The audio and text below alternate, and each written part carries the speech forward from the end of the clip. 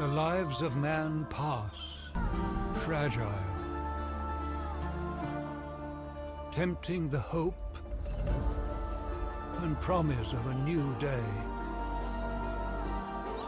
And the night brings forth a darkness and a chill that lays them down to resignation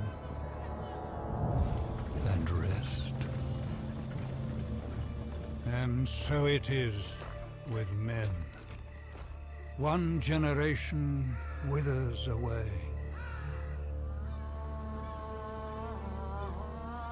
while another comes to life. Of the ancient Greek pantheon that showed to play a major role within the Trojan War. Hera, Zeus, Ares, Apollo, Athena, Poseidon, and Aphrodite. If we look at the Divine Will menu panel, we see all gods start with 0 favour, which means their cults are at the neglected level. As the players develop the cults by building temples and spending on lavish rituals and sacrifices, their influence in society grows through respected, to celebrated, and ultimately worshipped. The more time and resources you invest in a particular god, the more benefit you will gain from their cult. But keep in mind, religion requires constant attention. Every turn you will lose favour automatically.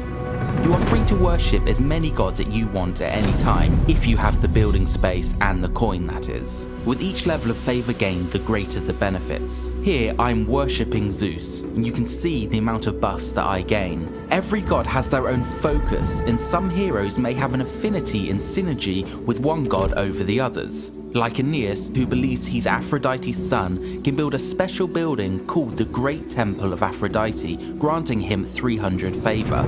To fully develop a cult, you should start by building a dedicated temple. Building and upgrading the temple grants one-time big surges of favour that will push you ahead on the reward track. But once built, you need to continue worshipping by either using hecatombs or recruiting a priestess, an agent who can perform the ritual practices action on a settlement with a temple, gaining favour with the god the temple belongs to. For a hefty cost of food, you can perform a hecatomb to a selected cult which will grant you a boost in favour. This can only be done once every several turns. This cooldown is shared between all the cults, so use it wisely.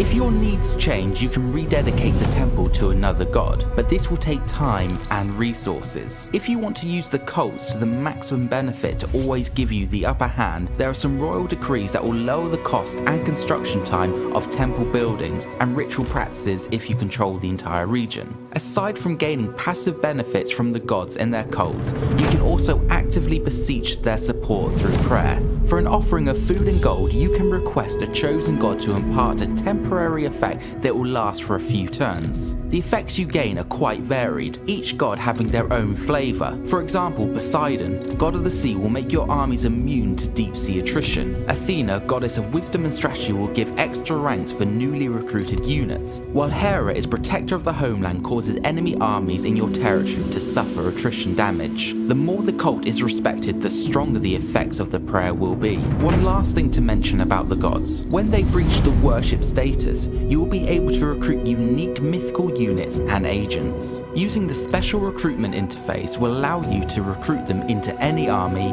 anywhere on the campaign map, while epic agents can be obtained from their selection in the usual agent recruitment panel. Making good use of the different cults and their priestesses can aid you whatever your playstyle, and in any part of the game. Their powerful effects can aid you in battle, strengthen diplomacy, and defend your lands. Whether the gods exist or not is up to you, but know the cult's benefits and ire are very real.